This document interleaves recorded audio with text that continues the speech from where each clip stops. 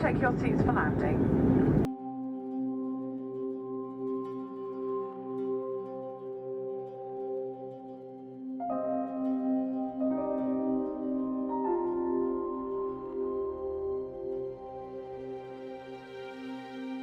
15 things to know before you go to Iceland, and they're things which I wish I'd known before I went recently with my husband. We went in March 2023. We're going to start off with age, and Iceland is one of the youngest land masses on the planet, which I've never realised, and its oldest rocks are said to date from between 14 to 16 million years ago. Now on to size, and did you know that Iceland is the second largest island in Europe after Great Britain? It's about 20% smaller than England. Iceland's about 40,000 square miles and England's about 50,000 square miles.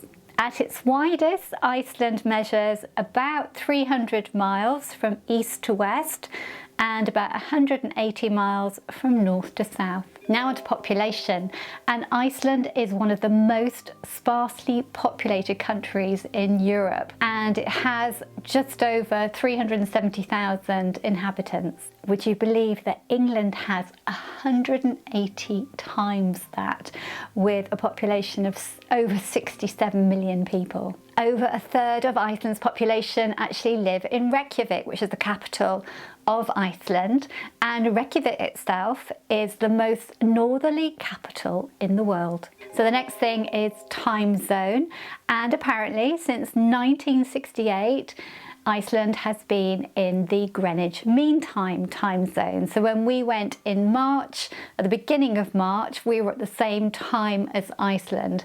One thing we did notice though is that because Iceland is further west than London, we live just outside of London, that sunrise is about an hour later in the morning. Bear in mind they don't observe daylight saving time as we do here in the UK. Now on to language, and Icelandic has been rated one of the hardest languages to learn, and that's because of its archaic vocabulary and its complex grammar. The Icelandic alphabet also has more characters. It's got 32 characters as opposed to 26. But don't worry, English is taught to children from a very early age, and most Icelandic people speak very, very fluent English. Let's take a look at the weather, and even though its name, Iceland, would make you think it's really cold there, it's actually a little bit milder than we thought it would be, and there's a few reasons for this.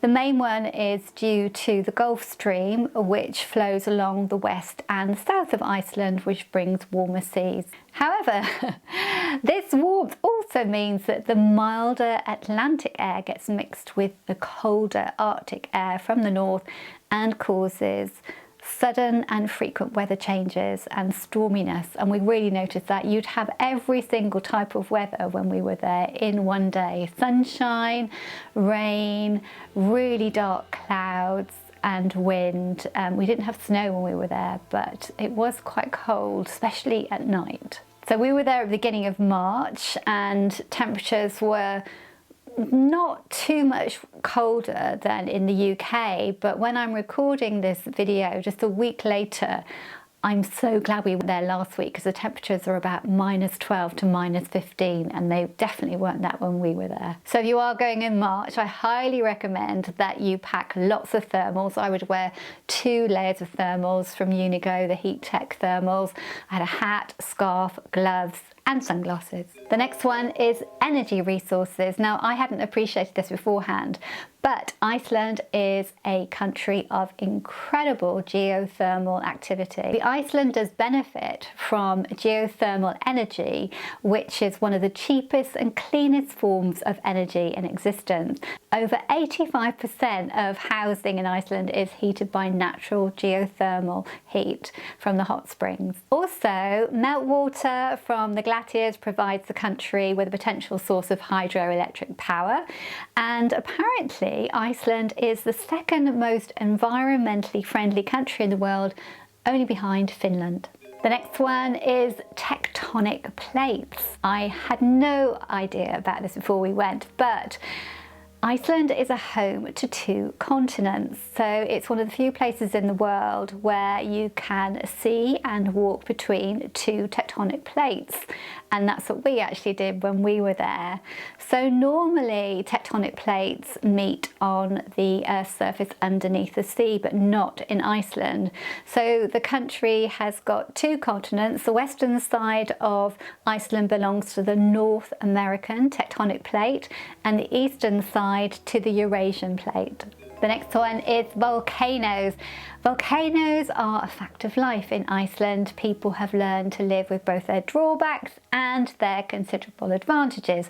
Did you know that Iceland is one of the world's most volcanically active areas with 32 volcanic systems? And the volcanoes are responsible for the incredible landscape on Iceland, from the black lava fields to the black sand beaches, the geothermal pools and geysers, and also the glaciers. It's very reassuring to know that public safety is really high up on the agenda in Iceland, and they closely monitor any volcanic activity. So it's perfectly safe to travel there. The next thing is the Northern Lights, which we were really fortunate to see when we were there. Now, they're generally only visible from around September through to April. I'm going to read my notes now to make sure I get this right, but the Northern Lights form when charged particles in solar winds interact with the Earth's magnetic field. Most of them bounce back into space, but a fraction of them get directed towards the aurora oval, which is a donut-shaped ring around the Arctic and the Antarctic, and Iceland is placed exactly under the oval. So if you want to see the Northern Lights like we did, then I'll put a link to a map below where you can get a sort of rating as to when the Northern Lights might appear. We went on a night when there was a rating of 3, and we're really lucky that we saw them. Something to bear in mind though is that the photographs that you see of the Northern Lights make you think that when you actually visibly see it with your naked eye that you're going to see the same thing, but you don't. The reason the photographs show it's really green is because they have a very low shutter speed, but when you actually look at them in the sky, it just looks like a really faint cloud. Until you're there, it's really hard to explain, but just be aware that when you do go and see them, and it is definitely worth it, that they won't look exactly as the naked eye sees them. The other thing to bear in mind is if you do want to photograph them, make sure you take a tripod. The next thing is transport, and there are no trains on Iceland. So to get around on public transport, there are either buses or taxis, or you could drive a car. So if you want to go on holiday there, then you could hire a car. The next one is water, and it's 100% safe to drink water out of the tap, and they really recommend that you use a refillable bottle and simply fill up from the tap, and not to buy water from the supermarket. The next thing that I didn't know before I went, but I do now, is the expense. Iceland is an eye-wateringly expensive place to travel to, and in particular eating out. So just bear in mind that if you want to be more budget friendly, then perhaps staying in an Airbnb and buying food from the local supermarket might be more cost effective. But we ate out and the food was absolutely delicious, if a little expensive. The next one is tourism, and back in 2010 a volcano erupted on Iceland which caused an ash cloud, and it brought air travel across Europe to a standstill for a week or two, and it was highly reported on the news channels. And this also coincided with the Instagram app coming out in 2010, and people were able to see how stunningly beautiful Iceland is, and the waterfalls and the geysers. and the glaciers, and more people wanted to come to Iceland, and that's what's happened.